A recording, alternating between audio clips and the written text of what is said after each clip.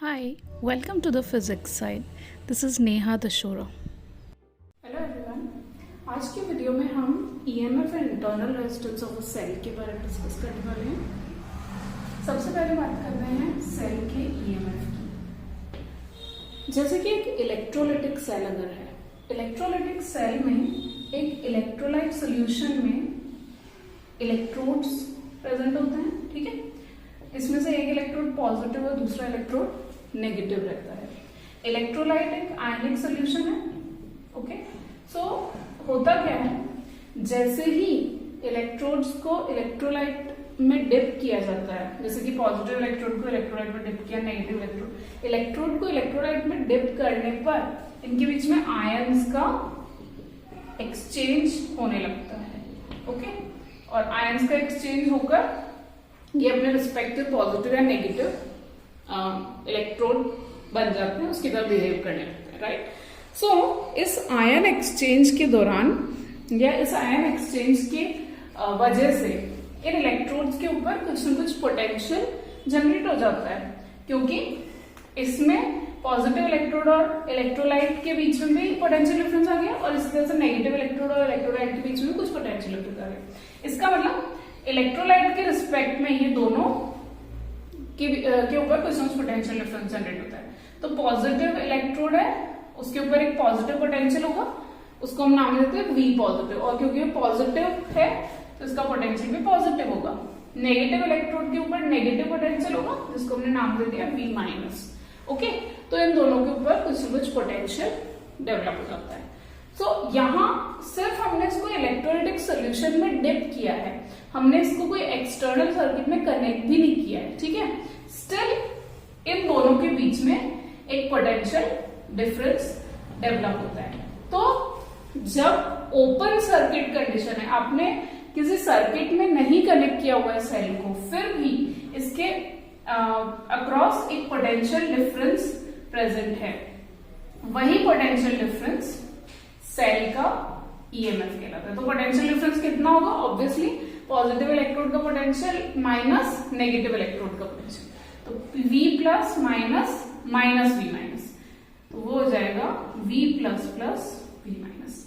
ये ही potential difference cell का EMF कहलाता है। सो इसीलिए सेल के ईएमएफ की डेफिनेशन ही यही है, the potential difference between the electrodes of cell in an open circuit. Open circuit मतलब जबकि सेल किसी एक्सटर्नल सर्किट से कनेक्टेड नहीं है, कोई करंट फ्लो नहीं हो रहा है एक्सटर्नल सर्किट में, लेकिन फिर भी यहाँ कोई ना कोई पोटेंशियल डिफरेंस प्रेजेंट होता है। और ऑब्वियसली ये V plus plus V minus जो होगा वो पॉजिटिव होगा, ग्रेटर देन 0। तो इसी को the potential difference between the electrodes of a cell in an open circuit condition, this is known as the EMF of the cell. अब बात करते हैं सेल के इंटरनल रेजिस्टेंस की। तो क्योंकि इलेक्ट्रोलाइट है, इलेक्ट्रोलाइट में कई सारे आयंस प्रेजेंट होते हैं, एक आयनिक सोल्यूशन होता है, तो इसके आयंस का मूवमेंट होता रहता है। जैसे ही आपने इस सेल को एक एक्सटर्नल रेजिस्टेंस, एक्सटर्नल सर्किट से कनेक्ट कर दिया, मान लेते हैं हमने इसको रेजिस्टेंस R से जोड़ा है, तो करंट का फ्लो होना स्टार्ट हो जाएगा पॉजिटिव से नेगेटिव इलेक्ट्रोड की तरफ, और करंट का फ्लो होगा, आयंस का मूवमेंट होना शुरू हो जाएगा।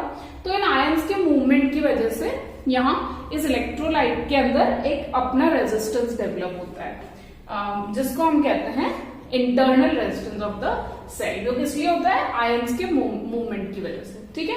सो जैसे ही करंट का फ्लो शुरू होगा, इंटरनल रेजिस्टेंस भी जनरेट हो जाएगा।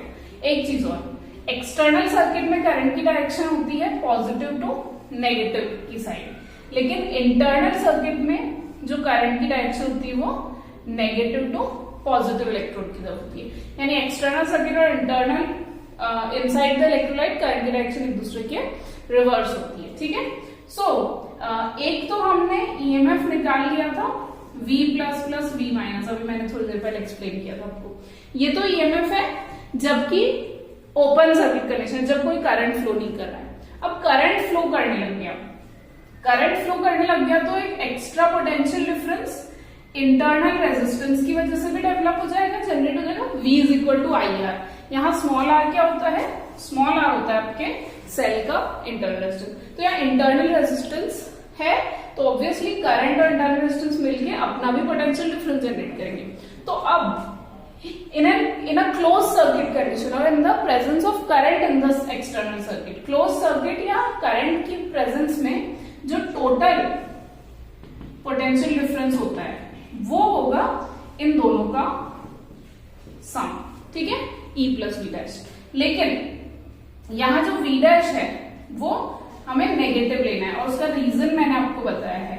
रीजन ये है क्योंकि एक्सटर्नल सर्किट में करंट की डायरेक्शन और इंटरनल सर्किट में जो पोटेंशियल डिफरेंस है वो आपस में एक दूसरे के रिवर्स है, तो इसलिए ये ऐड होने में एक्चुअली सब्ट्रैक्ट हो जाएंगे। तो या तो हम यहाँ माइनस लें, यहाँ इसको पॉजिटिव लेते हैं माइनस हो बात है कि, लेकिन कुल मिला के सब्ट्रैक्ट होंगे क्योंकि डायरेक्शन ऑफ करंट जो है वो एक्सटर्नल और इंटरनल सर्किट में ऑपोजिट होती है, रिवर्स होती है। सो ये हमारे पास V is equal to E minus I R total potential difference आता है सर्किट का जब सर्किट में करंट फ्लो रहा है क्लोज्ड सर्किट की कंडीशन में, है ना।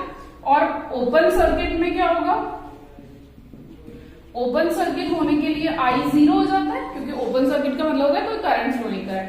I 0 होने पे सेकेंड टर्म 0 हो जाएगी तो potential difference is equal to EMF। और इसीलिए EMF की डेफिनेशन यही होती है, जैसे कि मैंने स्टार्टिंग में बताया, potential difference across electrodes of a cell in an open circuit condition. So this is all about the EMF and internal resistance of a cell. That's all for today. Thank you.